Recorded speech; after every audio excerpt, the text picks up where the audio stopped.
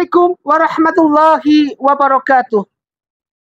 Alhamdulillahi rabbil alamin. Wassalatu wassalamu ala asrafil mursalin wa ala alihi wa sahbihi ajma'in. Inna salati wa nusuhi wa mahyaya wa mamati lillahi rabbil alamin la syarika lahu wa bidzalika umirtu wa ana minal muslimin. Bismillahirrahmanirrahim. Aminu billahi wa rasulihi wa anfiqu mimma ja'alakum mustakhlafina fi walladzina amanu minkum wa anfaqu lahum ajrun kabir. Shadaqallahu adzim, shadaqallahu ala Rasulillah sallallahu alaihi wasallam. Pertama, mari kita panjatkan rasa puji syukur kita pada Allah Subhanahu wa taala atas segala hidayah yang diberikan kepada kita. Salawat dan salam mari kita haturkan pada junjungan kita Nabi Muhammadin sallallahu alaihi wasallam. Mudah-mudahan kita diberikan suatu hal yang bermanfaat dalam kehidupan kita. Ma'asyiral muslimin muslimat rahimatun dimuliakan Allah. A'udzubillahi minasyaitonir rajim. Bismillahirrahmanirrahim. Di dalam Al-Hadid ayat 7 dijelaskan dengan jelas begitu pentingnya apa yang kita punya, amanah yang kita punya, terutama harta benda kita. Terutama di dalam kita berinfak. Yakinlah dalam segala sesuatu instaltir rizqa misodakoti. Hendaknya kita mencari rezeki dengan cara berbanyak sedekah, berbanyak infak. Di dalam kita berinfak, marilah kita menjadi hamba Allah yang bisa menekuni panutan-panutan dalam Islam. Bismillahirrahmanirrahim. Aminu. Berimanlah kamu. Jadi kita dituntut untuk beriman pada Allah Subhanahu wa taala, billahi kepada Allah. Jadi bukan al-imanu atau minu billahi wal malaikati, bukan itu saja, tapi kita dituntut aminu billahi, untuk beriman kepada Allah dengan sebenar-benarnya iman. Bagaimana caranya? Ya ayyuhalladzina amanu, wahai hamba-hamba Allah yang beriman. Taubatlah kita kepada Allah dengan taubatan nasuha. Taubat dengan semurni-murninya tidak akan kita ulang. Menjadi hamba Allah beriman perlu dasar dengan taubatan nasuha. Tidak hanya seendek apa yang kita lakukan, tidak. Tapi mudah, tidak memerlukan biaya di dalam kita bertaubat. Wa rasulihi, dan Rasul. Juga kita iman pada Rasul. Wa anfiku, dan infakkanlah di jalan Allah. Jadi wa anfiku di sini, infakkanlah di jalan Allah. Mimma, sebagian dari harta yang ja'alakum, dia telah menjadikan kamu mustakhlafina fi, yaitu penguasanya atau amanah. Yang menjadikan kita menjadi amanah atau menguasai harta yang kita punya. Jadikanlah itu untuk beribadah ke jalan Allah Subhanahu wa taala dengan kita memberikan segala sesuatu yang berhubungan dengan apa yang Allah perintahkan.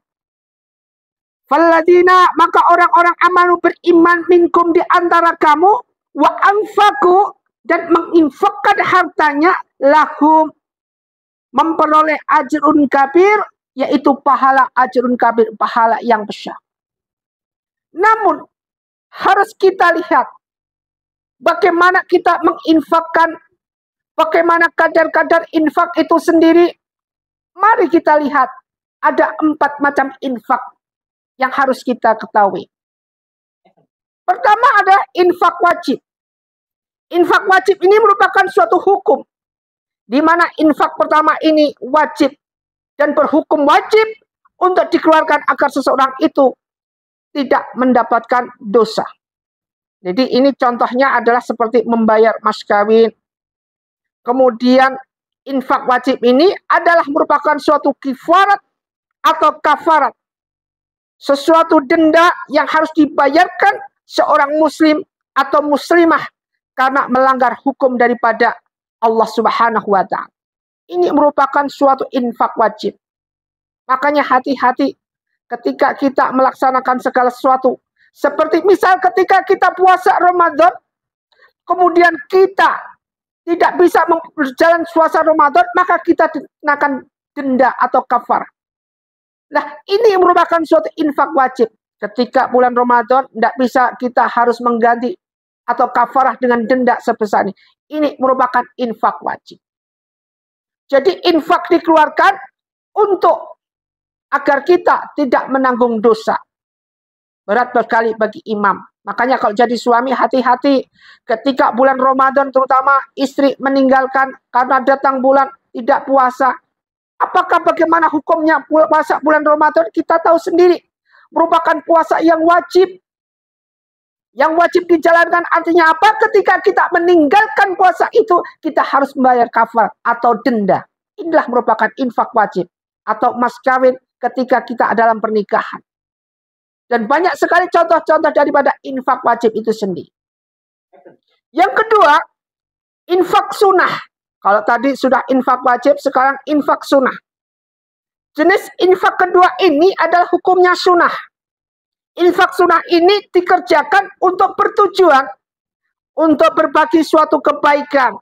Misalnya kita berinfak kepada anak yatim, infak kepada duafa, bisa kepada fakir miskin, infak kepada segala sesuatu di tetangga kanan kiri kita dalam Jumat berkah dan segalanya. Ini dikeluarkan merupakan hukumnya sunnah, tetapi kita ingin mendapatkan pahala-pahala itu sendiri. Jadi kita ingin merangkul mendapatkan pahala, bukan mendapatkan riya, bukan mendapatkan segala sesuatu yang berhubungan gosip, ghibah, dan fitnah. Karena sering kejadian salah persepsi ketika kita memberikan infak kepada anak yatim, biar diwah orang. Alangkah bagusnya ketika antum berinfak kepada anak yatim, tidak perlu dipublikasikan, tidak perlu diomongkan kanan kiri. Ini yang paling penting buat kita. Kenapa? Untuk mengurangi kadar-kadar pahala yang seharusnya pada diri kita, akhirnya hancur hanya karena apa? Hanya karena kesombongan. Fawailul lil musallin alladzina hum an salatihim sahun alladzina hum yuraun. Ini yang paling penting.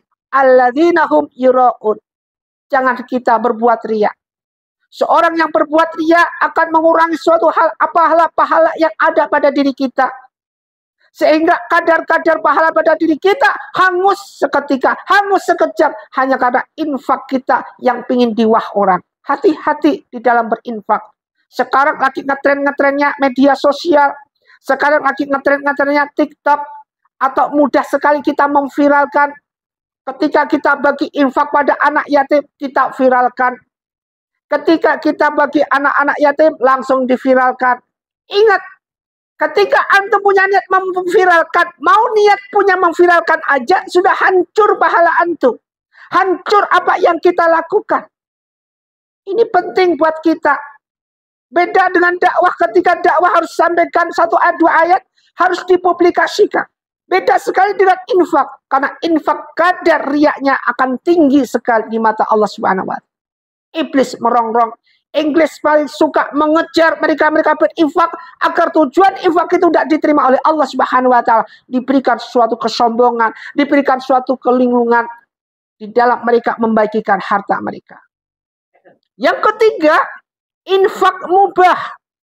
Di mana infak mubah ini merupakan suatu hal yang unik dan menarik. Kenapa? Macam infak ini adalah mubah, yaitu jenis infak ini sangat sering dilakukan oleh manusia. Contohnya apa? Seperti kita memberikan harta untuk kegiatan bercocok tanam. Atau bisa juga yang berbau bisnis. Jadi infak yang berbau bisnis.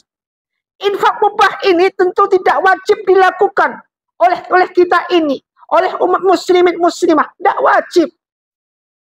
Setiap orang yang melakukan tidak akan berdosa, namun tidak akan mendapatkan pahala apa-apa. Jadi apa yang kita lakukan tidak berdosa, tetapi tidak akan mendapatkan pahala juga. Maka hati-hati di dalam berinfak, kita masuk kategori yang mana?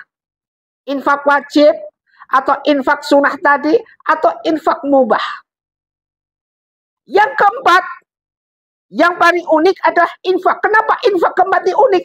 Kita sudah berinfak, tapi di sini yang keempat adalah infak haram. Ingat, infak haram ini. Jenis infak yang terakhir adalah infak haram. Infak haram ini adalah infak yang dilarang oleh agama. Misalkan kita berinfak tidak ikhlas karena Allah. Contohnya, berinfak menghalangi syiar agama Islam. Jadi kita berinfak menghalangi syiar agama Islam. Ketika kita berinfak, tujuannya adalah menghalangi mereka-mereka yang berdakwah. Ini aku berikan sesuatu rezeki, ini tak anfakin, gagalin pengajian yang di sana. Ini tak kasih seorang donatur mengasih, ini tak kasih uang berapa butuhnya supaya pengajian si fulan ini gagal. Ini merupakan suatu infak haram. Jangan sekali-kali kita melakukan seperti ini, apapun yang kita lakukan akan mendapatkan dosa di hadapan Allah Subhanahu wa taala. Pertentangan dengan dakwah. Padahal Allah syiarkan, Allah perintahkan pada hambanya untuk senantiasa berdakwah. Jadi ada 4 infak. Di dalam kita menginfakkan harta, semua berinfak pasti akan mendapatkan pahala. Belum tentu. Jadi sekali lagi ada infak wajib ketika kita memberikan suatu kafarah atau denda. Kemudian infak sunnah ketika kita memberikan segala sesuatu itu kepada kaum duafa, fakir miskin, anak yatim, ini mendapatkan pahala. Kemudian yang ketiga ada infak mubah. Apabila kita memberikan infak pada sama kaum bisnis, jika dilakukan tidak kita mendapatkan dosa, tetapi juga kita tidak akan mendapatkan pahala. Kemudian yang keempat ini infak haram, jangan dilakukan. Karena dengan infak haram ini kita menghalangi apa yang Allah perintahkan, sama dengan kita melawan Allah, sama dengan kita musuh Allah, sama dengan kita menjadi hamba Allah yang kufur. Wa'adallahul munafiqina wal munafiqati wal kuffara naro jahannam khalidina fiha. Kita adalah masuk dalam golongan orang munafik, laki dan perempuan orang kafir, letaknya adalah di neraka jahanam. Ya hasbuhum, dan itu tempat memang bagus tempat ini buat mereka. Wala'anahumullah, dan kita akan dilaknat oleh Allah Subhanahu wa taala. Semoga kita jadikan hamba Allah yang senantiasa bisa meletakkan infak ini yang ingin kita mendapatkan suatu hal yang berhubungan dengan pahala-pahala Allah Subhanahu wa taala. Mari kita belajar, jangan asal-asal berinfak. Ketika kita berinfak, bagaimana tujuannya, bagaimana harus kita tanyakan asal usul dan usilnya.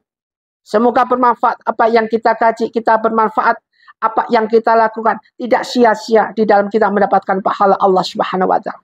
Usyikum wa nafsi bittaqwallah, wabillahi taufiq wal hidayah. Wassalamualaikum warahmatullahi wabarakatuh.